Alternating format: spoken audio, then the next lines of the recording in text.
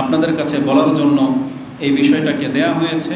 ইমানের যদিও বহু শাখা প্রশাখা রয়েছে, ইমানের সংজ্ঞা, ইমানের রূপ, ইমান ভঙ্গকারী বিষয়, ইমান কিভাবে বাড়ে, ইমান কিভাবে কমে, এরকম বহু দিক আছে। তো আমরা চেষ্টা করব এই পুরো বিষয়গুলোর মূল তত্ত্বটা কি, ইমান আপনার কাছে কি ডিমান্ড করে, কি দাবি করে, সেটাকে আমরা পেশ করার চেষ্টা করব। আমরা জানি যদি কিতাবের ভাষায় বলি সেটা অনেক মানুষ বোঝে না। যেমন আমরা অনেক সময় বুঝতে আমাদের অনেক কষ্ট হয় যে ইমান আর ইসলাম কি একই জিনিস না আলাদা, কোন জায়গাতে এক, কোন জায়গাতে ভিন্ন অর্থ দাঁড়াবে। ইমানের অর্থ নিয়েই অনেক বড় লম্বা চড়া বক্তব্য আছে। তো এগুলো বুঝতে গেলে আমাদের অনেক সময় লেগে যাবে। কিন্তু আপনি মুসলিম হিসেবে না বুঝেই ইমান এনেছেন, এটা আপনার বড় একটা পাওনা, এটা বড় একটা কৃতিত্ব যে আপনি এত কিছু বুঝেন না, তারপরে আল্লাহর প্রতি ইমান এনেছেন। পরকাল আছে বলছেন আছে, কিতাব আল্লাহর বলছেন আল্লাহর, শেষ রাসূল আসছে মেনে নিচ্ছেন সব। এটা অনেক বড় একটা ব্যাপার। এখন এটাকে আপনি কিভাবে ধরে রাখবেন, এটা হচ্ছে বক্তব্যের বিষয়। আপনি যে দাবি করতেছেন, তাহলে এটা দাবি করার পরেও আপনার চরিত্র ওই ব্যক্তির মতো হতে পারবে না যারা এটা বিশ্বাস করে না। কারণ আপনি বিশ্বাস করার পরেও যদি আমল আখলাক সব কিছু বেঈমানদের মতো হয়, তাহলে এই বিশ্বাসের কোনো মূল্য নাই। এটা হচ্ছে জাস্ট দেশাচার, এটা হচ্ছে ওই যে জাতীয়তা, এটা হবে তখন মানে বংশ পরম্পরা, মানে বাপদাদার সূত্রে পাওয়া, এটা হয়ে যাবে। কিন্তু এটা নাজাতের ঈমান হবে না। তবে আমরা চেষ্টা করবো ইনশাল্লাহ আমাদের বক্তব্যে সেই জিনিসটা আপনাদের কাছে তুলে ধরার। আমি এই বিষয়টাকে সাজাতে গিয়ে যেটা পেলাম, আজকে আমাদের দাবি থাকবে শুধু ঈমান এনেছি এটা বললেই সে নাজাত পাবে না। ঈমানদার এটা বলাটা নাজাতের মূল কাঠি না, বরং ঈমানকে প্রকাশ করতে হবে। কি দিয়ে? আমল দিয়ে। প্রত্যেকটা ব্যক্তিকে তার ঈমান আমল দিয়ে প্রকাশ করতে হবে। কোনো ব্যক্তি যদি তার আমল দিয়ে ঈমানকে প্রকাশ না করে, সে যতই মুখে বলুক যে আমি ঈমানদার, তার ঈমান গ্রহণযোগ্য হবে না যদি তার ঈমানের মতো তার আমল না থাকে। এটা হবে বক্তব্যের মূল দাবি। এই ক্ষেত্রে আমরা দেখব আপনার কাছে যে কত কি বর্ণনা করা হয়েছে। সর্বপ্রথম আমি আপনাকে যেটা বোঝাতে চেয়েছি, ঈমান এই শব্দটা ইসলামিক শব্দ, এটা আল্লাহ নাজিল করেছেন। এই শব্দ, এই শব্দের জ্ঞান তৎকালীন পৃথিবীতে কারো কাছে ছিল না। ঈমান সম্পর্কে জ্ঞান কেমন হতে হবে, ঈমান তো কাফেরদেরও ছিল, মক্কার মুশরিকদেরও ছিল, ঈমান ইহুদি নাসারাদেরও আছে, কিন্তু তারা জানে না যে ঈমানের ধরনটা কেমন হতে হবে, ঈমান আপনার কাছে কি দাবি করে। কিন্তু আল্লাহ সুবহানাহু ওয়া তাআলা পরবর্তীতে আমাদেরকে এক এক করে জানিয়েছেন যে ঈমানের ধরন মূলত এটা, এইভাবে ঈমান আনতে হবে। আর যখনই কেউ ঈমানের দাবি করবে তাকে এই কাজগুলো করতে হবে, এই কাজগুলো তাকে ছাড়তে হবে। এটা আল্লাহ আমাদেরকে জানিয়েছেন। এই যে আমি যে প্রথম দাবি করলাম যে পৃথিবীতে কেউ ঈমান সম্পর্কে তাদের জ্ঞান ছিল না, কিসের ভিত্তিতে? পৃথিবীর কথা ভুলে যান, স্বয়ং আমাদের নবী মুহাম্মদ সাল্লাল্লাহু আলাইহি ওয়াসাল্লামকেই আল্লাহ বলেছেন। এটা মূলত তাকে, তার উপরে যেই অনুগ্রহ করেছেন আল্লাহ, আমাদের প্রত্যেকের উপরে কিন্তু আল্লাহর একটা অনুগ্রহ আছে। সেটা আপনি বোঝেন না বা স্বীকার করেন না, সেটা আপনার ব্যর্থতা। কিন্তু আপনি যখন একা থাকবেন তখন আপনাকে এটা বুঝতে হবে, ভাবতে হবে, অনুধাবন করতে হবে যে আমার উপরে আমার রব কী এহসান করেছে। যদি এই মুহূর্তে আমি আপনাকে স্মরণ করিয়ে দিই, আমি দেখতে পাচ্ছি আমি সহ আপনাদের উপরে আল্লাহ যে এহসানটা করেছে, মানে সবচেয়ে অনুগ্রহ এক এক করে যদি ধরি, তাহলে প্রথম অনুগ্রহ আল্লাহ আমাদের উপরে করেছেন যে আল্লাহ আমাকে আপনাকে মানুষ বানিয়েছেন। কি বানিয়েছেন? মানুষ, মানে আমি আর আপনি মানুষ। কেন? কারণ আল্লাহর তো অসংখ্য সৃষ্টি আছে না? আল্লাহর সৃষ্টির মধ্যে যেমন ফেরেশতাও আছে, আল্লাহর সৃষ্টির মধ্যে পায়খানার পোকাও আছে। এগুলো কি সৃষ্টি? তাহলে আমরাও আল্লাহর একটা সৃষ্টি। ওই পোকাগুলোর মধ্যেও কি আছে? প্রাণ আছে, দেহ আছে এবং প্রাণ আছে। ফেরেশতার মধ্যে দেহ আছে, প্রাণ আছে।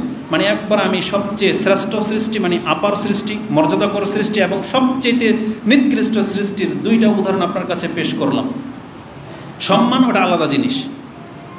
তো আল্লাহ সুবহানাহু ওয়া তাআলা চাইলে আপনাকে আমাকে ফেরেশতা বানাতে পারতো, আবার আপনাকে আমাকে আল্লাহ ওই পায়খানার পোকাও বানাইতে পারতো, কিন্তু মানুষ বানিয়ে আল্লাহ আমাদের উপর কি করেছেন? আপনার নজরে মনে হবে যে ফেরেশতা হইলে তো ভালোই হইতো, সম্মানিত হইতে পারতাম, কিন্তু আমি আপনাকে দেখাতে চাই ফেরেশতার চাইতেও আল্লাহ মানুষকে বেশি সম্মান দিয়েছেন। তাহলে মানুষ হিসাবে আপনি সম্মানের হকদার হয়েছেন। আর এটার বাস্তব প্রমাণ আপনি তো কোরআনে জানেন যে যেই ফেরেশতা আপনি হতে চাচ্ছেন, আপনি ভুলে গেছেন এই ফেরেশতাকে দিয়েই আল্লাহ মানুষকে সেজদা করিয়েছেন। কেন? মানে ফেরেশতাদেরকে বোঝাতে চেয়েছেন যে আমার এটা এমন একটা সৃষ্টি, এটা হবে সবচাইতে সম্মানিত সৃষ্টি, মর্যাদাবান সৃষ্টি। কে? এই মানুষ। এই মানুষ আল্লাহ বলছে হ্যাঁ মানুষ হচ্ছে আমার সৃষ্টির সবচেয়ে শ্রেষ্ঠ সৃষ্টি। এই জন্য আল্লাহ ফেরেশতাদেরকে দিয়েও সেজদা করিয়ে নিয়েছেন, যাতে অহংকার না জন্মে মানুষের সামনে, যে 3.5 হাত মানুষের সামনে আমার কি হাইসিয়াত, এটা ফেরেশতাকে বুঝে গেছে। কিন্তু জিন অস্বীকার করাতে আল্লাহ ওকে মারদুদ বানিয়ে দিয়েছে, কাফের বানিয়ে দিয়েছে, আল্লাহর এই অনুগ্রহটাকে অস্বীকার করার কারণে। আচ্ছা, মানুষ হিসেবে তাহলে আপনি সম্মানিত। এবার আসুন নিচের সৃষ্টিটা দেখেন, পায়খানার পোকা। আল্লাহ চাইলে আপনাকে আমাকে সেটাও বানাইতে পারতো, কুকুর বানাইতে পারতো, শ্রীগাল, শুকর এগুলো বানাইতে পারতো, কিন্তু বানাই নাই। আমার আপনার অন্তরটা দিয়ে দিয়েছে কিসের মধ্যে? একটা মানুষের দেহে আত্মাটা দিয়ে দিয়েছে। এটা হচ্ছে প্রথম অনুগ্রহ। দ্বিতীয় অনুগ্রহ, শুধু মানুষ বানিয়ে আল্লাহ ছেড়ে দেয় নাই ওই যে কাফের নাস্তিকদের মতো। মানে মানুষ হওয়ার পরে আল্লাহ আপনার উপরে কত বড় এহসান করেছে, এটা হচ্ছে সবচেয়ে বড় এহসান, যে আল্লাহ আপনাকে মুসলিম করেছেন। আল্লাহ আপনাকে আমাকে মুসলিম হওয়ার তৌফিক দিয়েছেন। এটা হচ্ছে আল্লাহ সুবহানাহু ওয়া তাআলার অনেক বড় এহসান। আল্লাহ যেটা পৃথিবীর বহু কাফেরকে করেন নাই। ইহুদি, খ্রিস্টান, বৌদ্ধ, হিন্দু, মুসলিম ছাড়া যারা আছে তারা এ থেকে মাহরুম। কারণ মুসলিম করে দিয়ে আল্লাহ আপনাকে কতটা সম্মানিত করেছেন, যে আমার আপনার মতোই দেখতে একটা মানুষ বা আরও সুন্দর মানুষ, সে বট গাছকে বাপ বলে, বুঝেন না, গরুকে মা বলে, ইঁদুর, বাদর, পাথর কিছুকেই ছাড়ে না, এগুলোকে মাবুদ বলে এবং ওগুলোর কাছে মাথা ঝুঁকিয়ে দেয়। কিন্তু আপনার আমার মাথাটাকে আল্লাহ সুবহানাহু ওয়া তাআলা ওই মুশরিকের মতো বানায় নাই, কাফেরের মতো বানায় নাই। তার মানে আপনার আমার উপরে আল্লাহর যে অনুগ্রহ, এক হচ্ছে মানুষ, দ্বিতীয় হচ্ছে মুসলিম, তৃতীয় হচ্ছে আকলওয়ালা মুসলিম বানিয়েছেন। মানে যার আকল ঠিক আছে, যেই মানুষ আল্লাহ ছাড়া অন্যের কারো কাছে মাথা ঝুঁকায় না, এমন মানুষ। চতুর্থ যেটা সবচেয়ে বড় অনুগ্রহ বলবো, সেটা হচ্ছে শুধু মুসলিম হওয়ায় আল্লাহ যথেষ্ট করে নাই, বরং কোরআন সুন্নাহ ভিত্তিক আল্লাহ যে বিধানটা নাজিল করেছেন আকাশ থেকে, যেমন ঈমান, আল্লাহ আমাকে আপনাকে ঠিক ওই ঈমানের পথে দাঁড় করিয়ে দিয়েছেন। এটা হলো সবচেয়ে বড় আশ্চর্যজনক ব্যাপার। যে পথে আপনার নবী হেঁটেছে, সেই পথে আমি আর আপনি এখন যদি এই পথে হাঁটতে পারি, আমরা সামনে গিয়ে আমাদের নবীদেরকে পেয়ে যাব। তাহলে এমন একটা পথে, একটা হচ্ছে অনেকে পথই হারায় ফেলছে, এই মেন রোডে রাজপথে আসতে পারে নাই, আর আপনি অলরেডি রাজপথে এসে দাঁড়িয়ে আছেন। এখন আপনার কাজ হচ্ছে হেঁটে শুধু সামনে যাওয়া। আর সামনে গেলে কাকে পাবেন? আপনার পূর্বে যারা অতীত হয়ে গেছে তাদেরকে দেখতে পাবেন। আর তারা কোথায় গেছে? আল্লাহ পর্যন্ত পৌঁছে গেছে। এটাই হচ্ছে সেই পথ। আর এই পথে অনেকে আসতে পারেনি, আবার অনেকে এসে থেমে আছে, আগে যেতে পারতেছে না। কিন্তু আপনাকে আমাকে আল্লাহ এটা করে নাই। আল্লাহ আপনাকে আমাকে রাস্তাও দেখিয়েছে, রাস্তার উপরে দাঁড়ও করিয়ে দিয়েছে, আবার হাঁটাচ্ছেন। আল্লাহ আমাদেরকে তার বন্দিগির দিকে হাঁটাচ্ছেন। একটু একটু করে আমরা হাঁটতেছি, যদিও আমাদের স্পিডটা একটু বাড়তে হবে। আমাদের ইমানের সাথে আমল আরেকটু বাড়া উচিত ছিল। কারণ কি, যেই গতিতে আমরা হাঁটতেছি, হতে পারে আমরা গন্তব্যে পৌঁছার আগেই এ পথ হারা হয়ে যাবে, হতে পারে অনেকে ঝরে যাবে, হতে পারে অনেকে শয়তান নিয়ে নিচ্ছে। কিন্তু না, আমাদের স্পিডটাকে ইসলামের উপরে, তাওহীদের উপরে, একত্বের উপরে আরেকটু বাড়াতে হবে। না হলে আমরা সম্ভবত লস ওলাদের অন্তর্ভুক্ত হয়ে যেতে পারি। তো আপনার ইমান স্পিড কিভাবে বাড়বে? এই বক্তব্যগুলোর মাধ্যমে বাড়বে। যত বেশি আপনি কোরআনের কথা শুনবেন, যত বেশি সিরাত চর্চা করবেন, যত আগে আগে মসজিদে আসবেন, যত বেশি আল্লাহর সামনে দাঁড়াবেন, তত বেশি আপনার ইমান বাড়বে, পাওয়ার বাড়বে। এটা হচ্ছে নীতি। কারণ আল্লাহ সুবহানাহু ওয়া তাআলা তিনি অন্তরকে সৃষ্টি করেছেন। এই অন্তর কিভাবে সুস্থ হয় সেটাও আল্লাহ সৃষ্টি করেছেন। অতএব আল্লাহ সুবহানাহু ওয়া তাআলা তার কালাম দিয়ে তিনি আমাদেরকে জাগাতে চেয়েছেন, স্পিড বাড়াতে চেয়েছেন। এটা হচ্ছে আমাদের পাওয়ার। আল্লাহর প্রতি ঈমান আমাদের পাওয়ার, আল্লাহর কালাম আমাদের পাওয়ার, আল্লাহর রাসূলের বার্তা আমাদের জন্য পাওয়ার। এগুলো যদি কোনো ব্যক্তির ঈমানকে জাগাতে না পারে, আপনাকে জেনে নেন পৃথিবীর কোনো শক্তি আগে বাড়াতে পারবে না। কারণ রাসূলুল্লাহ সাল্লাল্লাহু আলাইহি ওয়াসাল্লামের একটা হাদিসের শেষ ভাষা ছিল এইরকম, যেটা আপনি মুসলিমে, ইমাম মুসলিমের একটা লম্বা চূড়া হাদিস আছে, তার শেষে হাদিসটা কিতাবুল বিররি ওয়াসিলা 46 নম্বর অধ্যায়ে রয়েছে, হঠাৎ করে মনে পড়লো। শেষে একটা কথা রাসূল সাল্লাল্লাহু আলাইহি ওয়াসাল্লাম বলেছেন, মান বাত্তা বিহি আমালুহু ফালাম ইউসরি বিহি নাসাবুহু। যেই ব্যক্তিকে তার আমল তাকে পেছন দিকে টেনে ধরেছে, তার বংশ মর্যাদা তাকে আগে বাড়াতে পারবে না। তার মানে আজকে যারা মুসলিম হওয়া সত্ত্বেও আমল করে আগে যাচ্ছেন না, আপনি জেনে নেন কিয়ামতের মাঠে আপনি কার বংশের লোক, কত টাকার মালিক, কত পুঁজিপতি, কত সুন্দর, আপনি আগে বাড়তে পারবেন না। কারণ রাসূল বলছেন মামবাত্তা বিহি আমালুহু, যার আমল তাকে পিছনে ফেলে দিয়েছেন, বা টু টেক ডাউন বলা হয়েছে, বা টু টেক ডিলে, মানে তাকে থামিয়ে দিয়েছে অথবা নিচে নামিয়ে দিয়েছে, ফালাম ইউসরি বিহি নাসাবুহু, তাহলে তার বংশ মর্যাদা তাকে আগে বাড়াতে পারবে না। আপনি ধরেন কুরাইশ বংশের না, কিন্তু মুসলিম বংশের, তো কোনো একটা মুসলিম ঘরের, তো আপনি কিয়ামতের মাঠে এটা বলতে পারবেন না যে আমি তো মুসলিমের ঘরের সন্তান, আমি জান্নাত পাবই। আপনি জেনে নেন মুনাফেক যারা হয় তারা মুসলমানের ঘর থেকেই হয়। কাফেরের ঘর থেকে কেউ মুনাফেক হয়? কাফেরের ঘর থেকে কোনোদিন মুশরিক হয়? তাহলে যে এই নামগুলো, শব্দগুলো বলবেন না, এটা মারাত্মক শব্দ। কিন্তু নাস্তিক, কাফের কোনোদিন নাস্তিক হয়? ও তো কাফেরই, আপনি বলতেছেন তো কাফের, কিন্তু নাস্তিক মূলত মুরতাদ, এগুলো মুসলিমের ঘরের সন্তান। মুরতাদ হয়ে যায় মুসলিমের ঘরের সন্তান। যে কাফের তো কাফির, ওর মুরতাদ হওয়ার আর কি ব্যাপার? পায়খানার পোকার পাক আর নাপাকের কোনো ব্যাপার আছে নাকি? কিন্তু ময়লা লেগে গেলেই না পাক নাপাক হন, তাহলে ময়লা কার গায়ে লাগে? যে আগে পবিত্র ছিল।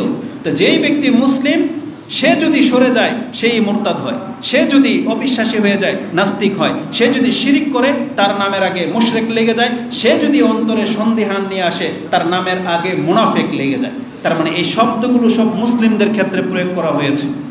অতএব আপনি বিষয়গুলোকে খুব সেন্সিটিভভাবে নিতে হবে, এটা হালকা করার কোনো বিষয় নয়। তো প্রথমে পৃথিবীর মানুষ যে ঈমান কী জিনিস এটা জানতো না, এটা বলতে গিয়ে পর্যন্ত চলে আসছিলাম যে আল্লাহ আপনার আমার উপরে অনেক অনুগ্রহ করেছে, তার মধ্যে সব থেকে বড় অনুগ্রহ যেটা আমরা মনে করি সেটা হচ্ছে মানুষ হওয়া, মুসলিম হওয়া, একত্ববাদী হওয়া, এবং আল্লাহ আমাদেরকে সুস্থ রেখেছেন, নিরাপত্তায় রেখেছেন, রিজিক দিয়ে রেখেছেন। আপনি বলেন তো এই অনুগ্রহগুলো কি কোনো একটাকে অস্বীকার করতে পারবেন? আজকে ধরেন ফিলিস্তিনের মুসলিমদের ঈমান আছে কিন্তু নিরাপত্তা নাই, রিজিক নাই, রাস্তার মধ্যে তারা পড়ে আছে, এখানেও তাদের জানের নিরাপত্তা নাই, বোম এসে সেখানেও পড়তে পারে। কিন্তু আপনি ঘরের মধ্যে এই যে মসজিদে ছাদের নিচে ফ্যানের নিচে বসে ইবাদত করার সুযোগ পাচ্ছেন, এটা কি ফিলিস্তিনের মুসলিমদের আছে? নাই। বরং পৃথিবীর বহু রাষ্ট্রের মুসলিমদের খবর হয়তো আমাদের পর্যন্ত পৌঁছে নাই, তারাও হয়তো এরকম নির্যাতনের মধ্যে আছে। ইন্ডিয়ার বহু প্রদেশের মধ্যে মুসলিমদেরকে মারা হয়, চায়নাতে মারা হয়, নেপালে মারা হয়, নাস্তিকতার যতগুলো দেশ আছে সেখানে মুসলিমদেরকে কণ্ঠাসা করে রাখা হয়। সেই সংবাদগুলো আপনার কাছে পৌঁছে না, আমরা জানি না। তাহলে সেই তুলনায় আমরা বাংলাদেশের মুসলিম এখন পর্যন্ত আল্লাহ আমাদেরকে নিরাপত্তাও দিয়ে রেখেছেন, আল্লাহ আমাদেরকে রিজিকও দিয়ে যাচ্ছেন, তাই না? বিষয়টা এমন। তাহলে এগুলো সব কি? অনুগ্রহ। ঠিক আল্লাহ সুবহানাহু ওয়া তাআলা যখন কাউকে কোনো কিছু স্মরণ করিয়ে দেয়, তাহলে সব থেকে বড়টা স্মরণ করিয়ে দেয়। আর এটাই আল্লাহ আমাদেরকে জানাচ্ছেন কোরআনে। মুহাম্মদ সাল্লাল্লাহু আলাইহি ওয়াসাল্লামের ব্যাপার যখন আসছে, তখন তাকে সব থেকে বড় অনুগ্রহ যেটা করা হয়েছে এটা আল্লাহ মাঝে মাঝে তাকে স্মরণ করিয়ে দিয়েছেন। যেমন ওই যে সূরা দোহার মধ্যে আপনি জানেন না, ওয়াজাদাকা দাল্লান ফাহাদা ওয়াজাদাকা আইলান ফাআগনা, আমি আপনাকে ইতিম নিঃস্ব অবস্থায় পেয়েছি, আমি আপনাকে আশ্রয়ের ব্যবস্থা করে দিলাম। আপনি পেরেশান ছিলেন, মানে কোথায় হক পথ, এটা যে বাতিল এটা বুঝতে পারছো রাসূল সাল্লাল্লাহু আলাইহি ওয়াসাল্লাম। তো হক কোনটা, কোন পথটা সিদ্ধান্ত তিনি নেবেন, তিনি এটাকে পাওয়ার জন্য পেরেশান থাকতেন। দল্লান, রাসূল সাল্লাল্লাহু আলাইহি ওয়াসাল্লাম বলছেন আপনাকে ব্যতিব্যস্ত আমি দেখেছি, ফাহাদা আপনাকে আমি সঠিক রাস্তা দেখিয়ে দিলাম। আল্লাহ আপনাকে, তারা বলেছে আপনি লেজ কাটা, আমি আপনাকে নহরের মালিক করে দিলাম। বহু কিছুর মাধ্যমে আল্লাহ রাসূল সাল্লাল্লাহু আলাইহি ওয়াসাল্লামকে এভাবে সংবাদ দিয়েছেন, অনুগ্রহের কথা স্মরণ করিয়ে দিয়েছেন। ঠিক এইভাবে আল্লাহ মুহাম্মদ সাল্লাল্লাহু আলাইহি সাল্লামকে যত অনুগ্রহ করেছেন তার মধ্যে একটা অনুগ্রহের কথা আল্লাহ এইভাবে বলতেছেন, ওয়া কাযালিকা আওহাইনা ইলাইকা রূহাম মিন আমরিনা। এই যে পূর্বের জাতির ইতিহাস, হক বাতিল, এইভাবেই আমি আপনার কাছেও ওহী করে জানালাম। এটা বলার পর আল্লাহ বলতেছেন মা কুনতা তাদরি মাল কিতাবু ওয়ালাল ঈমান, আপনার অবস্থা তো এমন ছিল আপনি জানতেন না যে আসমানি কিতাব কি জিনিস। তাওরাত, জাবুর এগুলো হয়তো শুনে থাকবেন, ইহুদি খ্রিস্টানরা পেয়েছিল, কিন্তু আপনি জানেন না সেটা কেমন হয়, এটার পাওয়ার কি, এটার প্রশান্তি কি, এটার মর্যাদা কি জানতেন না। মা কুনতা তাদরি মাল কিতাব, মানে আল্লাহর কিতাব যে কি জিনিস এটা আপনি জানতেন না, কোনোদিন কল্পনাও করেন নাই যে আপনার উপরেও কিতাব নাজিল হবে, এটা আপনি কোনোদিন ভাবেন নাই। ওয়ালাল ঈমান, আর আপনি এটাও জানতেন না যে আল্লাহর প্রতি কিভাবে ঈমান আনতে হয়। বুঝলেন কাকে বলতেছেন কথাটা? আমাদের নবীকে, সর্বশ্রেষ্ঠ রাসূলকে আল্লাহ বলতেছেন মা কুনতা তাদরি মাল কিতাবু ওয়ালাল ঈমান, আপনি জানতেন না ঈমান কি জিনিস। মূলত আল্লাহ সুবহানাহু ওয়া তাআলা এটা অনুগ্রহ সূচক, তাকে এটা সান্ত্বনা বা মর্যাদা স্মরণ করিয়ে দিচ্ছেন। জি, তো মর্যাদা স্মরণ করিয়ে দিচ্ছেন যাতে করে সে আরও বেশি কৃতজ্ঞ, আরও বেশি আল্লাহ সুবহানাহু ওয়া তাআলার শুকরিয়া আদায় করে, এটা তার সান্ত্বনা। তো এই আয়াত থেকে আমরা যেটা পাচ্ছি সেটা হলো যে এখানে রাসূলকে বলা হচ্ছে যার কাছে ঈমান নাজিল হয়েছে, যে আপনি ঈমান সম্পর্কে জানতেন না, তাহলে পৃথিবীর এমন কোন ব্যক্তি বাকি থাকতে পারে যে কথার দাবি করবে যে আমি ঈমান সম্পর্কে জানতাম? কেউ জানতো না। তারা যা খুশি তা বিশ্বাস করত। তারা ফেরেশতাদেরকে আল্লাহর কন্যা মনে করত। তারা মনে করতো যে এই পৃথিবী ইন হিয়া ইল্লা হায়াতুনা দুনিয়া নামুতু ওয়া নাহইয়া ওয়া মা নাহনু বিমাবউসিন, এই দুনিয়া আমাদের হাড় হাড্ডি হয়ে যাবে, ডাইং হয়ে যাবে, পাস হয়ে যাব আমরা, কিন্তু আমরা পরকালে উঠবো না। এইগুলো ছিল কাফেরদের বিশ্বাস। তারা মনে করতো অমুক দেবী এটা করতে পারে, অমুক দেবী এটা করতে পারে, তারা আমাদেরকে আল্লাহর পর্যন্ত পৌঁছে দেবে, এগুলো ছিল তাদের বিশ্বাস। তারা জানতো না সঠিক ঈমানটা কি। কিন্তু মুহাম্মদ সাল্লাল্লাহু আলাইহি সাল্লাম তিনি বুঝতে পারতেন যে এগুলো হক না, এগুলো বাতিল, কিন্তু হক কি এটা আমাকে জানতে হবে। তিনি খুঁজতেন। তখন আল্লাহ সুবহানাহু ওয়া তাআলা তাকে ওহী করে জানিয়েছেন যে ঈমান হলো এটা। তা আমি এই আয়াত, যেটা আপনি সূরা শুরা 42 নম্বর সূরার 52 নম্বর আয়াতে আপনি পেয়ে যাবেন যে আল্লাহ বলেছেন ঈমান কি সেটা আমি নাজিল করে তোমাদেরকে জানিয়েছি। এখন আল্লাহ যেহেতু নাজিল করে জানিয়েছেন, এই কথাটা বলেছেন, তার মানে এখন দায়িত্বটা আল্লাহর উপরে। এখন আল্লাহকে বলতে হবে ব্যাখ্যা করে যে ঈমান কি, আর আল্লাহ সেটা বলেছেন, অথবা আল্লাহ তার নবীকে দিয়েই ব্যাখ্যা করাবেন, আল্লাহ তাও করেছেন। এটা কেন বললাম? তার মানে যেহেতু এটা নাজিলকৃত বিষয়, আপনি কিভাবে ঈমান আনবেন, ঈমান কি জিনিস, এটা আল্লাহ নিজে যেহেতু ব্যাখ্যা করেছেন এবং তার নবীর মাধ্যমে ব্যাখ্যা করে জানিয়েছেন, এটা এই জন্যই বললাম যে ঈমানের ব্যাপারে আল্লাহ কোনো হুজুর, কোনো আলেম, কোনো মাযহাবের উপরে ছেড়ে দেয় নাই যে তোমরা মাসলা মাসাইলের মতো ঈমানগুলো ঘেটে ঘেটে বের করো, যে এভাবে ঈমান আনতে হয়, এভাবে আনতে হবে না, বা এটা এই। ঈমানের ক্ষেত্রে আল্লাহ কোনো ইমামের মুখাপেক্ষে আপনাকে আমাকে বানায় নাই। ঈমানের বিষয়গুলো আল্লাহ স্পষ্টভাবে কোরআন হাদিস দিয়ে জানিয়ে দিয়েছেন। মুহাম্মদ সাল্লাল্লাহু আলাইহি ওয়াসাল্লাম স্পষ্ট। এই জন্য দেখেন ঈমানের ব্যাপারে হকপন্থী আলেমদের কোনো ইখতিলাফ নাই। আমরা সব বাতিল দলকে ছেড়ে দিলাম, বাতিল তো বাতিল, ওর সব ক্ষেত্রে ইখতিলাফ। ও ঈমান নিয়ে ওদের ইখতিলাফ, রাসূল সাল্লাল্লাহু আলাইহি ওয়াসাল্লাম নূরের না মাটির, এটা আপনি ওদের মধ্যে ইখতিলাফ পাবেন। আল্লাহ কোথায় আছেন এটা নিয়ে ওদের ইখতিলাফ। তাহলে বাতিল সব ক্ষেত্রেই বাতিল, ওরা আগাগোড়া সবই বাতিল। কিন্তু হকপন্থীদের মধ্যে আসেন, যাদেরকে আমরা আহলে সুন্নাহ ওয়াল জামাত বা হকপন্থী মনে করি, তাদের কি কোনো দিন দেখেছেন ঈমান নিয়ে তাদের কোনো গাবলা আছে? নাই। আমল নিয়ে হতে পারে, মাসলা মাসাইল নিয়ে হতে পারে, কিন্তু ঈমান নিয়ে না। রাজশাহীর একজন আহলে হাদিস কোন আলেমকে জিজ্ঞেস করেন আল্লাহ কোথায় আছে, কি বলবে? আকাশে। যদি আপনাদেরকে জিজ্ঞেস করে আল্লাহ কোথায় আছে? আকাশে। জমিয়তের কোন আলেমকে যদি জিজ্ঞেস করেন আল্লাহ কোথায় আছে, কোনো পার্থক্য নাই। সে যে কোনো ঘরানার আলেম হোক, তার যদি কোরআন হাদিসের জ্ঞান থাকে, এক বাক্যে বলবে যে আল্লাহ আকাশের উপরে আছে, তার মানে আরশে আজিমের উপরে আছে। দেখেন সবাই সমান। এখন আপনাদের গাজীপুরের লোকেরা কি মনে করে রাসূল মাটির না নূরের? যদি আমাদের নারায়ণগঞ্জের কোনো একজন মুসলিমকে জিজ্ঞেস করেন, মাটিই বলবে। যার ঈমান ঠিক আছে, সঠিক আকীদার লোক, তাদের পুরো পৃথিবীর মানুষের ঈমান একটাই, জবাব একটাই আসবে মুখ থেকে। কিন্তু আপনি বাতিলপন্থীদেরকে জিজ্ঞেস করেন, ওদের মধ্যে কেউ তো বলবে আমি জানি না, কেউ বলবে এটাও হইতে পারে, ওইটাও হইতে পারে, নূরের হইতে পারে, মানে মুখে বলা যাবে না, নূর না মাটি মুখে বলা যাবে না, এরকম হাজার লোক পাবেন। কিন্তু ঈমানওয়ালাদেরকে আপনি এক পয়েন্টে পাবেন, একবার স্পষ্ট। যেমন একটা রাখাল, একটা মহিলা, একটা কৃতদাসী, একটা নগণ্য মেয়ে, তাকেও যখন রাসূল সাল্লাল্লাহু আলাইহি ওয়াসাল্লাম জিজ্ঞেস করেছেন আইন আল্লাহ, বলছে ফিস সামা। একটা রাখাল পর্যন্ত ঈমানওয়ালাদের, সঠিক আকীদার লোকদের, একটা সাধারণ মহিলাও জানে যে আল্লাহ কোথায় আছে, আকাশের উপরে আছে। এটা হচ্ছে ঈমান। তাহলে ঈমানগুলো স্পষ্ট। এটা জাস্ট আমি উদাহরণস্বরূপ আপনাকে বুঝাইলাম। এই জন্য আল্লাহ ঈমানের ব্যাপারে কোনো আলেমের মুখাপেক্ষী বানান নাই, যে ইমানটা তোমরা ওই আলেমের মতটাকে গ্রহণ করো। ইমানের ক্ষেত্রে পৃথিবীর সমস্ত হক্কানি আলেমদের একটাই মতবাদ, যেটা সেটাই কোরআন হাদিসে যেভাবে আছে সেভাবে। তো এটা এই জন্য বললাম যাতে আপনি বিভ্রান্ত না হন, কারণ ইমান আল্লাহ সুবহানাহু ওয়া তাআলার পক্ষ থেকে আল্লাহ নাজিল করেছেন এবং তার রাসূলের মাধ্যমে আল্লাহ সেটাকে ব্যাখ্যা করে জানিয়ে দিয়েছেন। সেটাকে আপনার এত খুঁটিনাটি এত ঘাঁটতে হবে না, যেইভাবে আসবে আল্লাহর একটাই, মানে ইমান একটাই। আল্লাহ কোথায় আছে? 7 আসমানের উপরে। পৃথিবী উল্টে যাবে, এই ফতুয়াটাকে কেউ আর মানে এর এগেনস্টে কোনো যুক্তি দাঁড় করাইতে পারবে না, আপনার কাছে টিকবেই না। যত যুক্তি দাঁড় করা টিকবে না। রাসূলুল্লাহ সাল্লাল্লাহু আলাইহি সাল্লাম ইন্তেকাল করেছেন, এটাই বিশ্বাস। এই ইমানটা পৃথিবীর যত যুক্তি দাঁড় করা টিকবে না, কারণ ইমান একটাই হয়। কিন্তু মাসলা মাসাইলের ক্ষেত্রে একটাকে আরেকটা দিয়ে রদ করা যায় বা দাবিয়ে দেওয়া যায়, আপনার আকল থেমে যেতে পারে, এমনও কিছু দলিল আছে। কিন্তু হক তো একটাই, কিন্তু ওই ক্ষেত্রে বলা যাবে না যে এখন কোনটা হক। যদি আমরা দাবি করি আমাদেরটা হক, আর ইনশাল্লাহ এটাই ঠিক হবে, কারণ যেটা হক সেটা আমরা গ্রহণ করি, যেটা আমাদের কাছে এলমের ভিত্তিতে বাতিল মনে হয় সেটাকে আমরা ছেড়ে দিচ্ছি। কিন্তু চূড়ান্ত ফয়সালাটা কোথায় হবে? আল্লাহর সামনে, বিচারের মাঠে হবে। কিন্তু সেখানে তো আর ফেরত আসার কোনো অপশন নাই। কিন্তু ইমানের ক্ষেত্রে যাতে এই কথা আপনি বলতে না পারেন আল্লাহর কাছে যে আল্লাহ অমুক হুজুর এটা বলেছে, তো অমুক হুজুর এটা বলেছে, এই জন্য আমার ইমান নষ্ট হয়ে গেছে, এই সুযোগই আল্লাহ রাখেনি। কোরআন হাদিসে এক রকমের ইমানের কথা আমাদেরকে জানানো হয়েছে। তো সেই ইমানটা কি, এটা আমরা আপনাদেরকে জানতে হবে।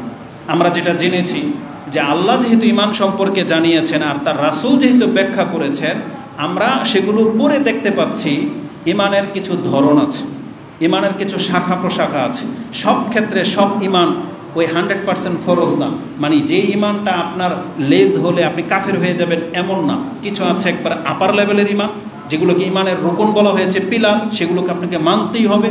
আর কিছু আছে এমন ইমান, যেমন পৃথিবী গোল না চ্যাপ্টা, এটা একটা বিশ্বাসের ব্যাপার। এই ইমান, এগুলো নিয়ে আমাদের ভাবারও দরকার নাই। আমাদের ওদের সায়েন্সের লোক আছে, তাহলে মুসলিমদেরও সায়েন্সের লোক দাঁড়িয়ে যাবে, ওদের সাথে তর্ক বহস হবে, যা হবে সেটা। কিন্তু আমরা জানি যে আল্লাহ পৃথিবী সৃষ্টি করেছেন। এটার সাথে আমাদের জান্নাত জাহান্নামের কোনো বিষয় আমি মনে করি না যে এগুলোর পেছনে আপনি ছুটবেন। কিন্তু জান্নাত জাহান্নাম আছে না নাই, এইটা ইমানের দাবি রাখে, এইটাকে কেউ অস্বীকার করতে পারবে না। কবরে আযাব হয় কি হয় না, এইটা ইমানের দাবি রাখে। কিন্তু বহু নাস্তিক আছে, বহু আহলে কোরআন আছে যারা কবরের শাস্তিকে বিশ্বাস করে না। তাদের আরে আহলে কোরআন দূরের কথা, একটা প্রতিষ্ঠিত একটা রাজনৈতিক দল আছে, তাদের বক্তা মাঝে মাঝে যেসব কথাবার্তা বলে, সে নাকি কোরআনের আয়াতের মধ্যে সালাতের কথা বলে খুঁজেই পায়। মানে নামাজ যে জান্নাতে নিয়ে যাবে এই আয়াত বিলে কোরআনে খুঁজেই পায় না বিলেও। তো এরকম অনেক উদ্ভট কথাবার্তা বলে। তো এই জন্য আল্লাহর কাছে আশ্রয় চাইবেন, আল্লাহর কাছে সবসময় বাতিল আকীদা থেকে আশ্রয় চাইবেন। তা আসুন আমি আপনাকে সহজভাবে যে জিনিসটা বোঝাতে চাচ্ছি, যে ইমান নিয়ে আমরা আলোচনা করছি, এই ইমানটা মূলত থাকে কোথায় বলেন তো? কোথায় থাকে? অন্তরে। কারণ ইমানের শব্দের সাথে যতগুলো বিষয় আছে সব আভ্যন্তরীণ, ভিতরে, এটা অন্তরে থাকে। যেমন আল্লাহ আছেন কিনা নাই, কয়জন, কোথায়, জান্নাত জাহান্নাম, আল্লাহর কিতাব, লৌহে মাহফুজ, যতগুলো বিষয় আছে এগুলো সব হচ্ছে আভ্যন্তরীণ বিষয়, আর এগুলো সব হচ্ছে অন্তরের বিষয়। এই কথাটা কেন বললাম জানেন? কারণ আমাদের দাবি হলো, একটু সামনের দিকে এই জায়গাটা একটু চেপে বসেন। আমি প্রথমে বলেছিলাম যে খুতবার আগে এই কাজটা করে নেবেন, কিন্তু এটা খুতবার সময় এটা মোটেও না, সমীচীন না। আচ্ছা আপনি চেপে যান, দ্রুত চেপে যান, এদিকে দ্রুত চেপে যান। আবার এত চাইবেন না যাতে ওই যে মানে কাতারও যেন আবার মানুষ আবার বের হইতে না হয়। আপনাদের জায়গার পজিশন ওইভাবে একটু বসেন। আর এটা খুতবা চলতেছে, কেউ মুখে কোনো কথা বলবেন না কিন্তু, এই জন্য আমি কিন্তু বলে দিলাম, মুখে কথা বলবেন আপনি আপনার নেকি হারাবেন। তো ইমানটা হচ্ছে আভ্যন্তরীণ বিষয়, এটা আপনিও জানেন আমিও জানি। কিন্তু এখন বলতে কেন হলো? বলতে হলো আজকে অধিকাংশ মুসলিমদের চরিত্রের কারণে। তার মানে এমন মুসলিম দাড়ি রাখে না, হারাম খায়, দুর্নীতির সাথে জড়িত, যেই কোনো চুরি বাটপারের সাথে জড়িত, মিথ্যা বলে, বেনামাজি, বেপর্দা মহিলা, তারাও বলতেছে যে আমার ইমান আছে, আমার ইমান 100% আছে। কোথায় আছে? কোথায়? অন্তরে। এখন আপনাকে জানতে হবে অন্তরে ইমান থাকলে এটা কি নাজাত পাবো কি না। এটা অনেক বড় একটা গুরুত্বপূর্ণ ইস্যু। আজকে এক্ষেত্রে আপনি অধিকাংশ মানুষ ধোঁকা খেয়ে গেছে বিদায় আজকে আমল ছেড়ে দিয়েছে।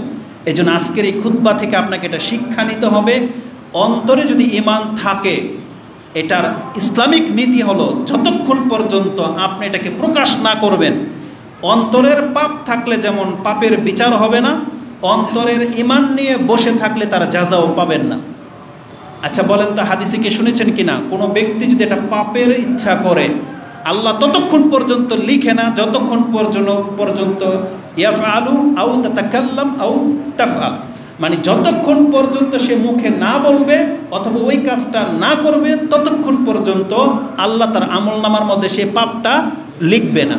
যেমন আপনারা আজকে সকালে পোলাপানরা যেটা করে যে আজকে চল রাত্রে ঘুমাই, উমুকের ডাব গাছগুলা পেরে ফেলবো, নিয়ত করলো, কিন্তু রাতে ফজরের সময় জাগলো কিন্তু বলল ধুত করবো না, এটা ঠিক হবে না, যা বাদ দে, করবো না, করলো না। তাহলে সকালে যখন উঠলো, ওই যে রাতে যে চুরি করার নিয়ত করেছিল, ওর কি চুরির পাপ লেখা হবে? লেখা হবে না। এটা হচ্ছে ইসলাম। আবার নেকির ক্ষেত্রে তার উল্টা।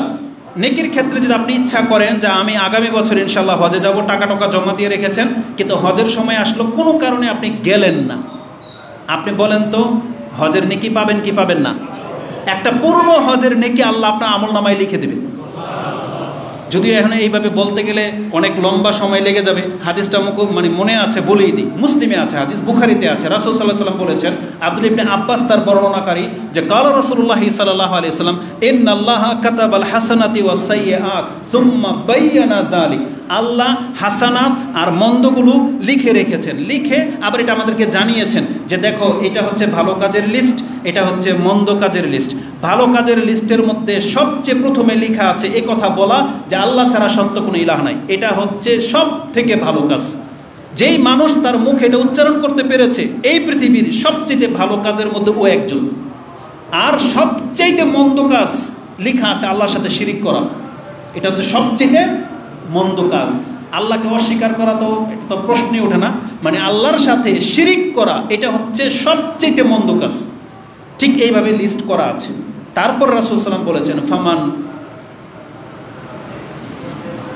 যেই ব্যক্তি ফামান হাম্মা বিহাসানাতিন ফালাম ইয়ামালহা কাতাবাহাল্লাহু লাহু ইনদাহু হাসানাতান কামিলা, যেই ব্যক্তি এই ভালো কাজের লিস্টের মধ্য থেকে কোন একটা ভালো কাজ করার নিয়ত করবে, ইচ্ছা করবে, আল্লাহ সুবহানাহু ওয়া তাআলা তার আমলনামার মধ্যে সাথে সাথে ওই কাজের নেকি লিখে দিবেন।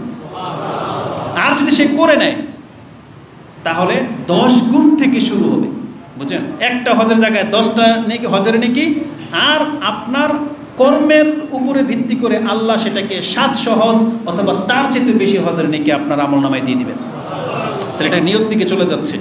আমি আজকে মূল বিষয়টা আপনার কাছে পেশ করে দিই। আপনার অন্তরে আপনি বলতেছেন ঈমান আছে কিন্তু নামাজ পড়েন না, আপনার এই অন্তরে থাকা বিষয়টা এটা যে নাজাতের কারণ হবে না তার প্রমাণটা অনেক আছে।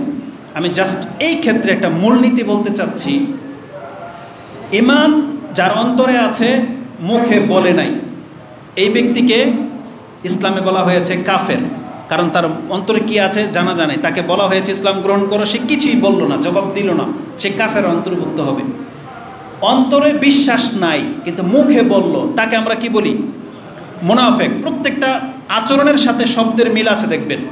যার অন্তরে নাই, উল্টা, মানে অন্তরে কুফরি আছে, অবিশ্বাস, কিন্তু মুখে বলতেছে আমি বিশ্বাস করলাম, এটা কি? মুনাফিক। আর যেই ব্যক্তি অন্তরে বিশ্বাস করে না, যা আমি বিশ্বাস করি না, ইসলাম সত্য বা আল্লাহ আছে এটা আমি বিশ্বাস করি না, এ কি?